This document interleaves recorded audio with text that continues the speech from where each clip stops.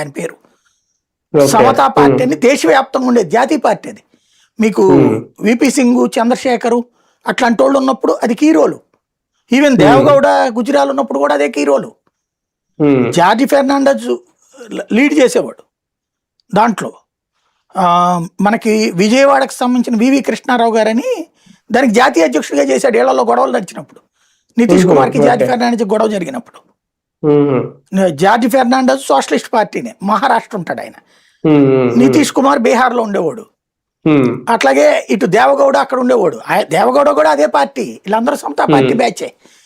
ఆ తర్వాత ముక్క చెక్కలయ్యి జనతా దళ్ అని పేరు మార్చుకున్నారు సమతా పార్టీ. ఆ జనతాదళ్ మొక్క చెక్కలయ్యి జనతాదళ్ యునైటెడ్ ఏమో నితీష్ కుమార్, సెక్యులర్ ఏమో దేవగౌడ, జార్జ్ ఫెర్నాండెజ్ అక్కడ ఇంకో పేరు ఏదో పెట్టుకు తిరిగాడు అనమాట. అట్లాగే చేసుకున్నారు. ఇక్కడ మరి అస్త్రం ఏం కావాలి, వాళ్ళు బీసీ కదా, ఇతను ఎంబీసీ అని తెచ్చాడు. అంటే లాలూ ప్రసాద్ సుదీర్ఘకాలం అధికారంలో ఉండడం వల్ల బీసీలు బాగుపడ్డారు, కాస్త ఎదిగారు. బీసీల్లో ఉన్నటువంటి ఉపకులాల వాళ్ళు అన్యాయం అయిపోయారు, ఎందుకంటే వాళ్ళు ఎక్కువ ఉన్నారు ఒరిజినల్ బీసీల కంటే కూడా అనేసి ఎంబీసీ అనే పాయింట్ తెచ్చాడు, మోస్ట్ బ్యాక్వర్డ్ క్యాస్ట్ అనేటటువంటి.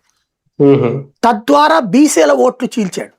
అలాగని ఓసీల ఓట్లు ఇటు పడట్లా, ఓసీల ఓట్లు కాంగ్రెస్ వైపుకే ఉంటున్నాయి.